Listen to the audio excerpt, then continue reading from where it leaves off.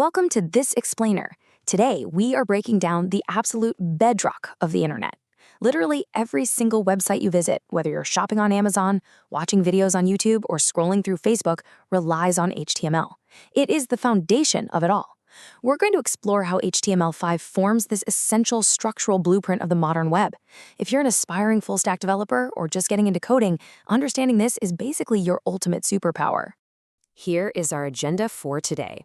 We'll start with the web's building blocks, then decode the DOM. After that, we'll cover the power of semantic HTML, learn how to escape div soup, and finally, explore the HTML-first approach. Let's get right into it. Section 1. The web's building blocks. To really wrap our heads around this, let's use a mental model. Imagine we're building a brand new house in our city. HTML, which stands for Hypertext Markup Language, is the raw physical structure. It provides the foundation, the walls, the doors, the windows, and the rooms. But a bare wooden frame isn't exactly stunning, is it?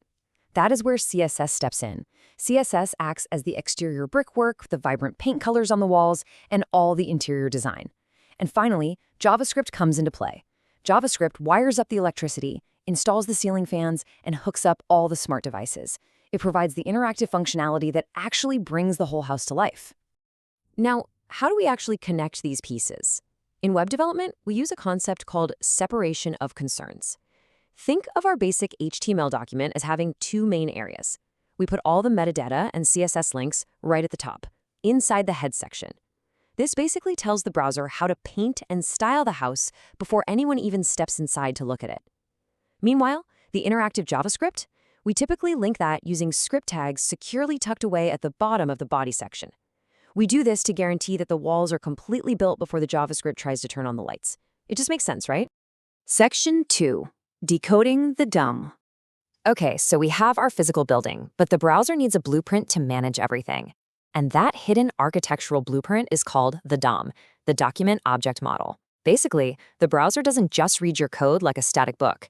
It takes your flat HTML text and translates it into a living, breathing, hierarchical tree. This standardized interface allows the browser to actively read, interact with, and update the page on the fly. When we zoom in on this DOM tree, everything is organized into what we call nodes. Every single piece of your HTML becomes a node in this tree structure. At the very top, you have the root document node, which is a starting point. Branching off of that are the element nodes, which are your actual HTML tags, like paragraphs and images. Attached to those branches are smaller twigs, like attribute nodes that define specific tag properties such as image sources or links. And finally, the leaves on this tree, those are the text nodes, the actual readable content that you and I see on the screen. It's literally like a giant puzzle coming together. Moving right along to Section 3, the power of semantic HTML. To make our DOM tree truly robust, we need the right building materials. I mean, you wouldn't build a load-bearing wall out of cardboard, right? That's where semantic HTML comes in. Semantic tags replace generic, meaningless containers with highly descriptive ones. They tell both human developers and web browsers exactly what the content actually means, not just how it looks. Think of it like packing for a move. It's the difference between labeling a box just stuff versus specifically labeling it kitchen utensils. Instead of just vaguely grouping items together, HTML5 gives us specific structural elements. We use the header tag for introductory stuff or logos, a nav tag for our navigation menus, a main tag for the core content, and a footer for things like copyrights and contact info. It's so much cleaner and maps out our web page in a totally logical, intuitive way. Let's look a bit closer at how we divide that content up. A web page should strictly only have one main element holding its absolute core content. But within that, we can use section tags repeatedly to divide the content into distinct, thematic chapters. Just like chapters in a book, it keeps everything organized and incredibly digestible.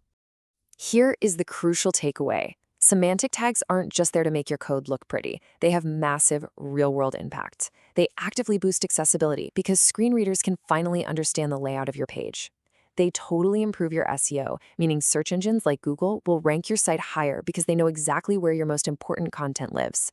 Plus, they future-proof your codebase, making it way easier for you and your team to maintain down the road. Section 4. Escaping the div soup. So, what happens when we completely ignore these semantic rules? Well, we fall into a very common beginner trap. Developers, affectionately or maybe out of pure frustration, called this div soup. It's a super messy practice where programmers just overuse the generic div tag for absolutely everything on the page. Because a div has zero inherent meaning, you're forced to rely heavily on a bunch of custom class names, like class equals header or class equals footer, just to figure out what part of the page you're even looking at. It's a complete headache. But contrast that with a semantic alternative. Look how brilliantly clear the structure becomes when we swap out those generic divs for native semantic tags. We just write header, main, and footer. It practically reads like plain English.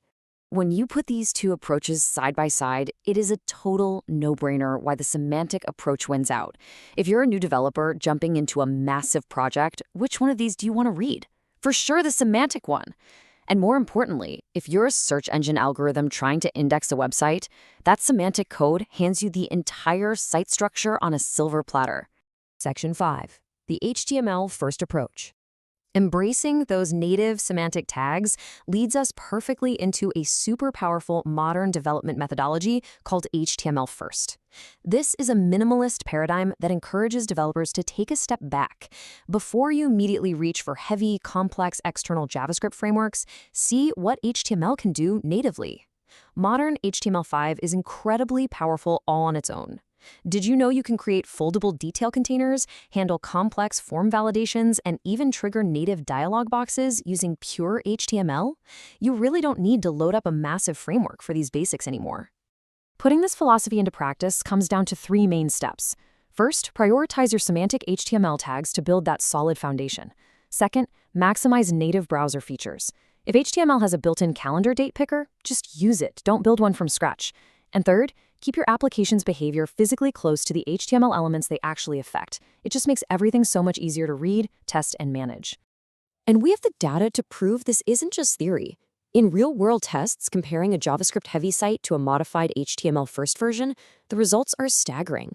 By stripping away all that heavy JavaScript and trusting the HTML-first architecture, the first contentful paint, which is how fast the page actually appears to the user, dropped from 4.4 seconds down to just 2 seconds. Even crazier, the total blocking time, that frustrating moment when a site is frozen while loading scripts, was completely eliminated, dropping from 310 milliseconds down to absolute 0.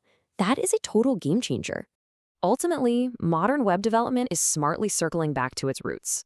The core principle here is that behavior belongs in the HTML. Developers are realizing that interactive behavior and structural markup are often best kept closely tied together, right within the HTML file itself. It's all about leveraging the true power of the web platform exactly as it was designed to be used. So, as you fire up your code editor to build your next project, I want to leave you with a quick challenge. Ask yourself, are you truly leveraging the full power of your HTML blueprint, or are you just adding unnecessary layers of complexity? Master those HTML5 basics, build semantically, and watch how much stronger, faster, and more accessible your web applications become. Thanks for joining me on this explainer, and happy coding!